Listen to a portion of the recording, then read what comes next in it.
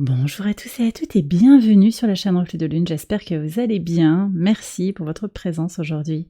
On se retrouve pour le tirage prédictif de la semaine du 22 au 28 avril pour le signe du Sagittaire, Soleil, Ascendant ou Lune en Sagittaire. Alors on y va pour l'énergie de votre semaine. Vous avez Gaïa qui nous parle de fécondité.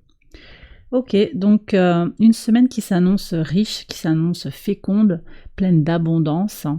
Vous pourriez recevoir de l'abondance, recevoir aussi des signaux positifs sur les concrétisations, sur une avancée, que ce soit sur le plan personnel, relationnel, sentimental, professionnel, sur quelque chose qui grandit, qui prend sens. Et puis je vous sens aussi très ancré sur cette semaine, peut-être par le biais d'une pratique spirituelle partagée.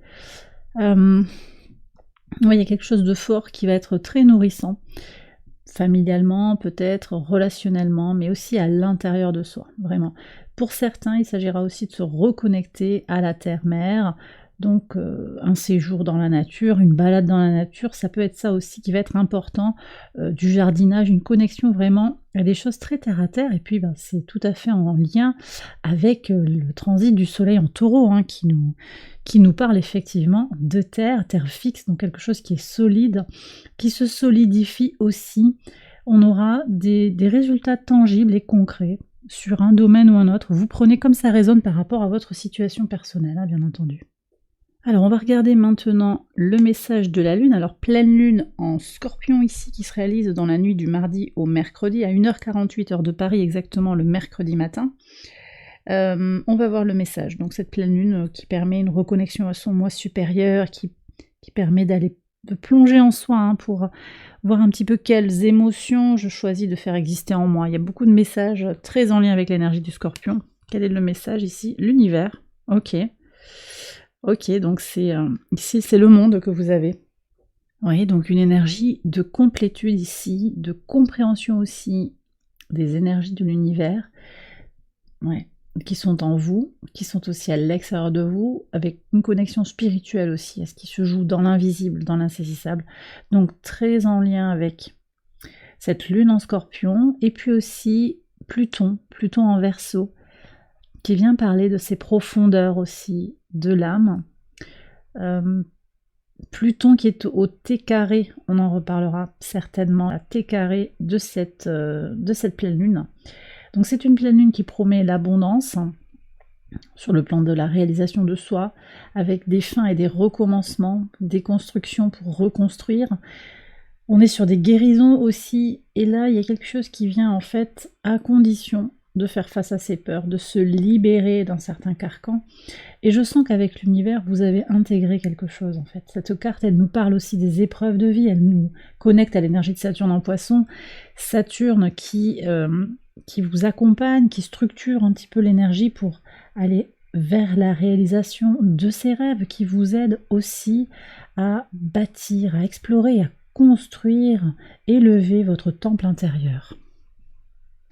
Donc on voit qu'il y a de fortes énergies de transformation, de guérison, d'intégration au-delà des épreuves. Et cette pleine lune, elle vient incarner quelque part un sommet, une forme de conclusion, d'apogée. Elle est féconde, hein, par certains aspects. Elle apporte une forme de récolte qui ouvre un nouveau cycle d'expérience. Bien sûr, cette lune, elle va décroître et puis elle va donner lieu à une nouvelle lune en taureau qui va avoir une nouvelle coloration, bien entendu. Ok, donc cycle de la vie, voilà, je ressens ça avec intégration et quelque chose qui grandit en fait, qui s'élève, hein, comme cet arbre, hein, que l'on voit sur la carte de Gaïa, de la fécondité. Ok, ouais, plus d'ancrage, hein, et vous êtes en train de grandir, voilà ce que je reçois très fort ici. Sur la semaine, ça va vraiment se manifester pour vous. Ok, alors sur le lundi 22, vous avez le 4, le 4 d'épée et le cercueil qui nous parle bien d'une pause pour faire le point sur ce que vous devez libérer, ce que vous allez libérer. Vous faites de la place pour faire rentrer ce qui est fécond. Voilà. Sur ce lundi, la lune est en balance, opposée à Mercure qui est conjoint au nœud nord, donc il y a quelque chose qui se joue sur l'axe Bélier Balance, c'est sur aussi l'axe des nœuds. Nœud nord en Bélier, nœud sud en Balance. Qu'est-ce que vous avez à libérer sur le plan relationnel? Comment vous allez vous prioriser? On est sur des énergies de comment je pense le changement, la guérison, pour me prioriser à nouveau. Donc besoin peut-être de faire une pause, de prendre le temps, de se prioriser justement, hein, sur le plan mental en particulier, pour clôturer des dossiers, transformer votre vie. Sur le mardi 23, vous avez le pendu et l'étoile. Oui, donc quelque chose est à lâcher et c'est guidé. Voilà. Vous êtes guidé. Sur le mardi, vous allez peut-être devoir libérer une relation. On a une lune opposée à Vénus, une relation professionnelle, sentimentale, amicale qui ne vous convient plus. Une prise de distance aussi, ou peut-être quelque chose à explorer, à comprendre. On est encore sur des énergies de Mars conjoint à Neptune, opposé à Lilith qui est en Vierge, donc ça ouvre un espace de guérison, hein, aussi, qui va faire écho à Chiron en Bélier. Et puis c'est tout un espace qui permet d'explorer son magnétisme, ses capacités psychiques, c'est très positif pour se comprendre aussi, voyez, vraiment changer de perspective, regarder les choses sous un œil nouveau, il va y avoir une synchronicité, un élément inattendu qui vous permettra d'intégrer quelque chose, voyez. On est aussi avec les énergies des poissons, globalement, donc on revient sur cette énergie de Saturne en poisson qui est annoncée par le monde également. Les épreuves sont intégrées, on découvre quelque chose qui permet d'évoluer vers plus de fécondité, plus de construction. Et tout ça, c'est guidé. Vous vous sentez peut-être guidé, peut-être que vous recevrez des signaux de façon très inattendue. Alors, sur le mercredi, donc sur cette journée de pleine lune en Scorpion, le 9 de coupe et le mirage. Oui. Ici, on nous parle bien d'abondance émotionnelle pour lever le voile sur ce qui doit être mis à la lumière, ce qui doit émerger pour devenir fécond. Donc c'est exactement cette énergie. Le taureau, teinté de scorpion, parce que les coupes, c'est le principe de l'eau. Donc on est quand même sur l'abondance émotionnelle. Et le mirage, on a ici les énergies de Pluton, donc transformation. On lève le voile sur les choses qui sont cachées, les choses qui sont invisibles, tout ce qui est lié aux pulsions, tout ce qui est dans l'inconscient. Voilà. Donc on a vraiment cette dualité d'abondance qui ressort aussi avec l'énergie du taureau. L'abondance, les concrétisations, la stabilisation émotionnelle. Je sens comme ça en fait. Parce que vous éclairez votre part d'ombre, vous éclairez des choses qui sont... qui peut-être jusqu'à présent n'étaient pas accessibles en fait. Et cette pleine lune va être un moment fort aussi pour vous reconnecter à vous-même. En pivot de semaine, vous avez le 3 de bâton et le carrefour, donc oui. Ça bouge pour vous, hein. Le 3 de bâton, c'est une énergie résolument tournée vers l'avenir, résolument tournée vers l'autre, vers les nouveaux espaces. On est complètement dans votre énergie du Sagittaire. La lune, elle va rentrer dans votre signe le vendredi. Et on voit que vous êtes en train de préparer un changement dans votre vie ici. J'ai des gens qui vont peut-être entreprendre de nouvelles formations, prendre un nouveau job, changer de logement, peut-être aussi partir à l'étranger. En tout cas, vous vous sentez suffisamment fécond, suffisamment mûr d'une certaine manière, prêt, hein, fécondité et l'univers, vous vous sentez prêt. Cette planète elle va venir vous confirmer que vous êtes prêt à évoluer, à faire bifurquer un petit peu votre vie, si vous le désirez bien entendu. Si vous êtes bien dans votre vie actuelle, il n'y a pas besoin de penser à changer les choses, hein. Mais si vous désirez prendre une nouvelle voie, c'est sur cette semaine en fait qu'il y a des choses qui vont se clarifier, je pense. Alors je continue sur le vendredi 26, valet de bâton et le bateau. Oui, j'ai des gens qui partent, hein, ouais.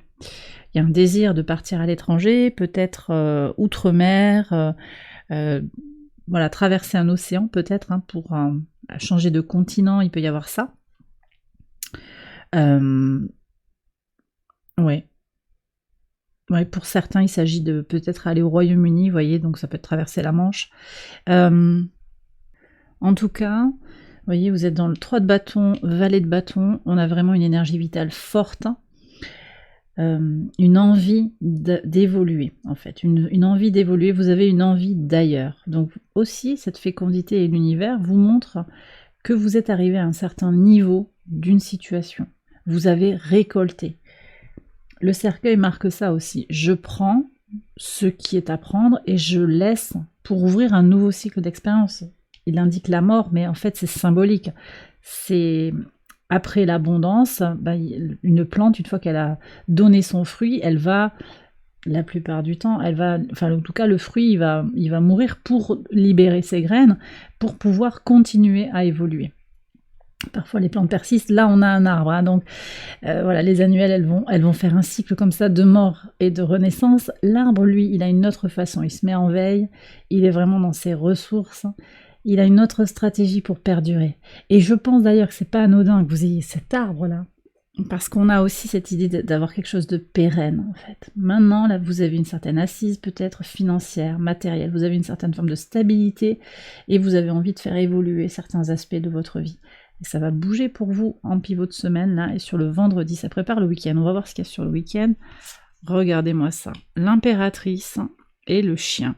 Alors sur le samedi, vous allez avoir une expérience très très forte, hein, avec peut-être, alors c'est peut-être vous, cette impératrice, mais je sens qu'il y a une énergie féminine qui vient à votre rencontre, une bonne amie. Ça peut être aussi un homme qui a quelque chose de très généreux à vous apporter, son énergie solaire, son énergie vénusienne.